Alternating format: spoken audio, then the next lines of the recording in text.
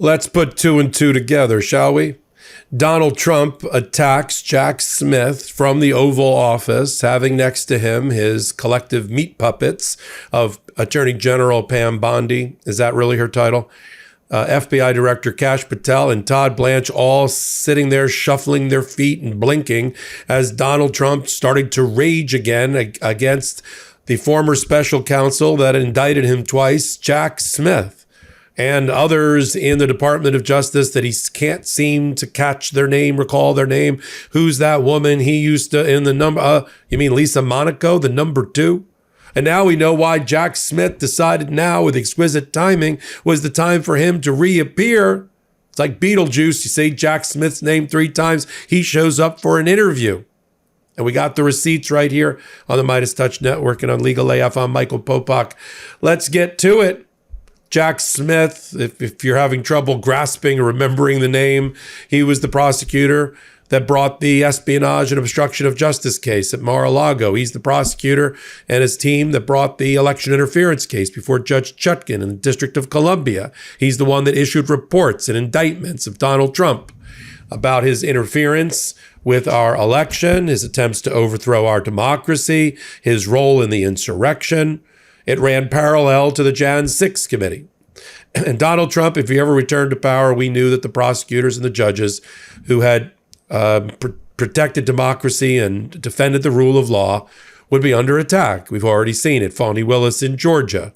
We've seen Letitia James, the New York Attorney General, that worked hand in glove with Alvin Bragg to obtain a 34-count felony conviction against Donald Trump, and she alone got a huge judgment against Donald Trump and a finding of fraud. She's already been indicted for perjury. But that doesn't seem to be enough. The James Comey, former FBI director, going back and playing old tapes about Crossfire Hurricane and then whether Donald Trump colluded with the Russians or not, or the Russians wanted Donald Trump to be elected president. P.S. They wanted him to be elected president. And then you've got finally Jack Smith. First, we heard, I don't know, a couple of months ago that they were looking at Jack Smith for a possible violation of the Hatch Act, which made me laugh out loud. The Hatch Act is a civil statute that says that if you're doing your day job, working for the government in politics, you have to be agnostic politically. You can't do political campaigning or try to involve or interfere with an election. Oh, those prosecutions interfered with the election. No, your criminal conduct interfered with the election, and Jack Smith was just doing his job. So they were looking, we've heard for a while that they were looking at Jack Smith for possible Hatch Act violations. The problem with that is the office that looks at those things, the Office of Special Counsel, it's the same name, but a different job altogether. They're the federal watchdogs. They've been sort of leaderless since they fired the last true special counsel, Hampton Dellinger, and they've tried to appoint somebody who's a year out of law school, who's got a sexual harassment scandal named Paul Ingracia, who looks like he's not going to make it. So there's no one really running the Office of Special Counsel at the present time. I think the trade representative is turning the lights on and off during the day to show that somebody's home, but that's about it. So now we've moved from that. Now that Donald Trump's got the taste for going after, in a vindictive way, his adversaries, his political enemies, the ones that he's proclaimed to be his political enemies, and he's got the mechanism to do it. And it has nothing to do with these 3 people I'm going to show you a clip from right now, standing there and staring at their shoes as Donald Trump, the chief legal officer of the United States, says he wants Jack Smith's head on a pike. Let's play the clip. I wanted to understand the full extent to which the Biden-Harris Justice Department weaponized federal law enforcement. What do you think the committee will find out, Mr. Smith? I think it was the worst weaponization of a political opponent in the history of the world, let alone this country. And I hope that everybody's, they're involved in it. I'm not. I'm the one that had to suffer through it and ultimately win. But what they did was criminal. Deranged Jack Smith, in my opinion, is a criminal. And I noticed his interviewer was, I think that was Weissman. And I hope they're going to look into Weissman, too. Weissman's a bad guy. And he had somebody in Lisa, who was his puppet, worked in the office really as the top person. And I think that she should be looked at very strongly. There was tremendous criminal activity having to do. If we don't have fair elections in this country, we're not going to have a country. And I've said it from the beginning, fair elections and borders. And we need also fair press, because if you don't have fair press, it's very tough. And we've got the strongest border of anybody. Nobody has a border. We have a border where the numbers just came out again. You saw 0 people came in illegally. Now, we do take people into our country legally, but 0 people. But, you know, you're talking about a different subject. You're talking about political crime. They have committed massive political crime. I hope they're looking at Shifty Schiff. I hope they're looking at all these people. And I'm allowed to find out. I'm allowed to, you know, I'm, in theory, the chief law enforcement officer. But I have a very good, talented group. This is about something else. But I hope they're looking at political crime, because there's never been so much political crime against a political opponent as what I had to go through. Those 3 have nothing to do with it. Donald Trump serving as his own head legal officer of America. Pam Bondi's just a meat puppet. So are the other 2. And they don't even, by the way, just as a side note, those 3 don't even get along. Pam Bondi and Todd Blanche, says local recent reporting, are at war with Cash Patel. They don't trust him. They don't like him. They think he's an idiot. And then Donald Trump set up a war to topple his own Department of Justice, because the person that's not in the room is the person who's really the shadow attorney general. His name is Ed Martin. He was the guy that couldn't get confirmed as the U.S. attorney for D.C. They had to put Jeanine Pirro in because he's too radical even for MAGA in the Senate. And so they gave him the job of pardon attorney and weaponization of the Department of Justice working committee, but he's really the shadow attorney general. And he's giving Lindsay Halligan direction in the Eastern District of Virginia about how to go and get her first indictments. And they're just cutting out Blanche and Bondi, who did not want Letitia James or Comey indicted. That's the reporting. So isn't it ironic? He pulls them all together to try to show a unity. You know, that we're together in this, where we're holding hands. And then he sat there and reamed them out and embarrassed them on his carpet in the White House. It's good they didn't show a shot of the carpet. We might have seen puddle stains or something, you know, puddling going on around the 3 standing there. And then he calls for Jack Smith. Now, Jack Smith, I'm sure, knew, he's got his spider senses, and or he's been contacted. He knows that there's probably an investigation that's been opened against him, and he's going on television to talk about it. And here's a clip of Jack Smith, who we haven't heard from since he lost his job as special counsel and those investigations were closed. Let's run that clip. These are people who are not self-promoters. They do not like to tell their own story. They cannot start a sentence with I. They start that with we. These are team players who don't want anything but to do good in the world. They're not interested in politics.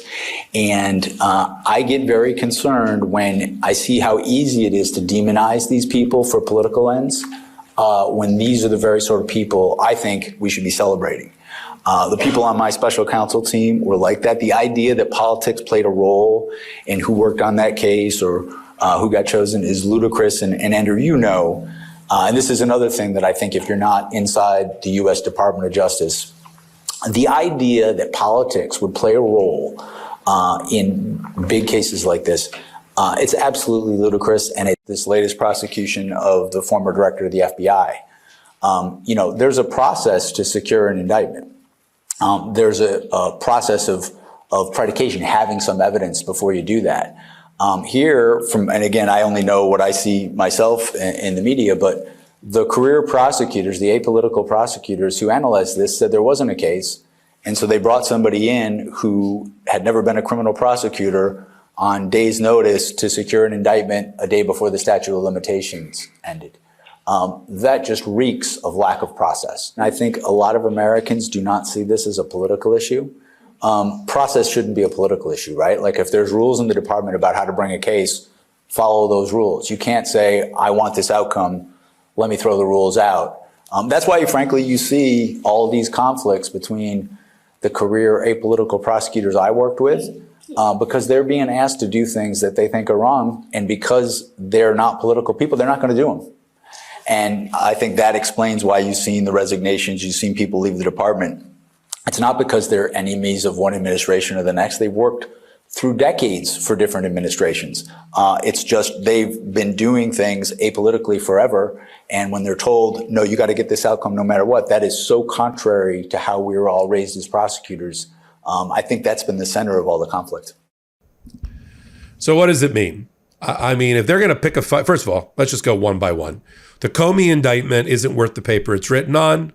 They're already coming out swinging for a knockout punch of Lindsey Halligan. Their first motion is going to be that she's illegally appointed, and she's the only one that signed the indictment. They better go fix that indictment, because this indictment's going down for procedural errors, for logistical errors, for facial errors, and then for vindictive prosecution. Two big motions being filed on the 20th of October by James Comey's lawyers. We already know that Letitia James is going to likely win her on the frame job for mortgage fraud. What's the mortgage fraud? You try to save $18,000 over 30 years because she has some of her family members living in her house in Virginia? Who's defrauded? It's just no self-respecting career prosecutor would bring the case. No self-respecting career prosecutor brought the case. Now, we're still waiting around Donald Trump's return from his, they used to call it the Middle East peace plan. I don't see it, not with Hamas executing people in the public square since the peace deal. This is what happens when you send 3 real estate brokers in and they see it as a land deal, a real estate deal, and they don't care about government, governance, rebuilding, protection, security, those little stubborn little facts that need to be resolved. And what do you get? You get firing squads in the public square by Hamas.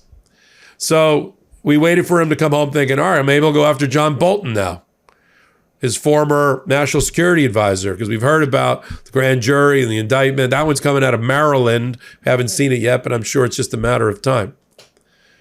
If I were the Department of Justice, I would not be picking a fight with Jack Smith. But they've shown a complete corruption, complete capture by Donald Trump. There's no independent thought going on behind closed doors of the Department of Justice. I don't know if Todd Blanche has realized it, but he created a monster in a Frankenstein in Donald Trump. And Donald Trump is just raping and pillaging and setting fire to the village. And he can't control him any longer. Neither can Pam Bondi.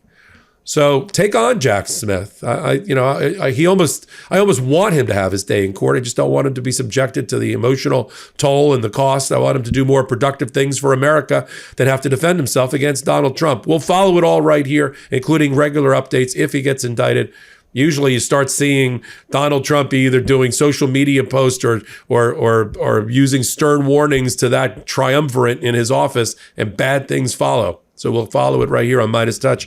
And on Legal AF YouTube, take a moment, hit the free subscribe button. Come right back here to MeidasTouch, do the exact same thing. Come over to Legal AF Substack and help us continue to build that community with a cheap paid membership of $7 a month. I promise you, we'll overwhelm you with content on Legal AF Substack. So until my next report, I'm Michael Popok. Hey everybody, Ben Meiselas here from the MeidasTouch Network. I wanted to let you know about my podcast partner, Michael Popok's new law firm. It's called the Popok Firm. Michael Popok's pursuing his dream of starting his own law firm, really based on the popular demand by all the Meidas Mighty and Legal AFers who are approaching Michael Popok with their cases and saying, can you help us? And at that time, Popok was not able to. So he went out on his own. He started the Popok Firm, where he is now handling catastrophic injury cases like car accident cases, trucking cases, malpractice cases, big negligence cases, wrongful death cases. So if you or someone you know have a case like this, the consultation with Popok's firm is free. Give him a call, see if you have a case. It's thepopokfirm.com, thepopokfirm.com, or you can call 877-POPOK-AF, P-O-P-O-K-A-F. So 1-877-POPOK-AF. Give Michael Popok a call, and I'm really proud of you, Popok. Thanks for all the hard work you're putting in.